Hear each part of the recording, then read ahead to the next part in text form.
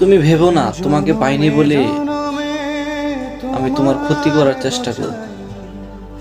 শুধু হাসি মুখে একটা কথাই বলতে চাই, তোরে কুত্তা কামড়াই।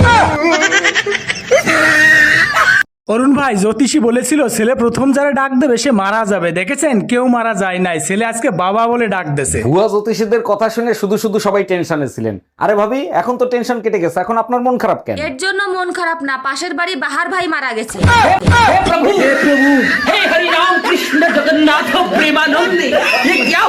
জানো, তোমার মতো বউ পেয়ে সত্যি আমি ধন্য।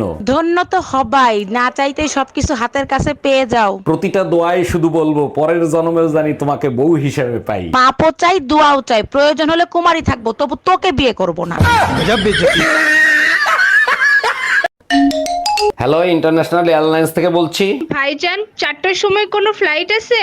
না নাই। 5টার সময় আছে? না নাই। 6টার সময় আছে? এক মিনিট, আপনি যাবেন কোথায় সেটা বলেন আগে। কোথাও যাব না, কবুতর ওড়াবো। আগের বার ফ্লাইটের সাথে কবুতর আটকে গেছিল। ঠিক আছে স্যার।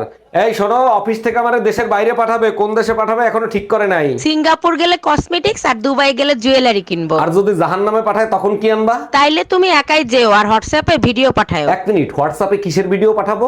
স্ত্রীকে নির্যাতন করলে তার ফলাফল কি হয় সেটাই দেখবো।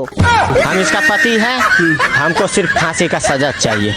ভাইজান, কি হয়েছে? 2 দিন পর পর ভাবিরে বকাবকি করেন। এক মিনিট ভাবি, আমি বলছি না 2 দিন পর পর বাপের বাড়ি যাওয়া যাবে না, এরপরে বাপের বাড়ি গেলে তালাক দিয়ে দেবো।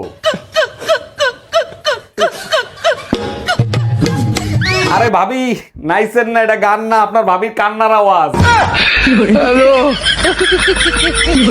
কিরে, আজকে সন্ধ্যাবেলা কই গেছিলি তুই? সন্ধ্যাবেলা বেগুন ক্ষেত্রে করতে গেলাম চুরি, তুই আর ভালো হইলি না। বেগুন অমনি আমার হাতটা নিল ধরি, সর্বনাশ, তারপর কি হইছে? ধইরা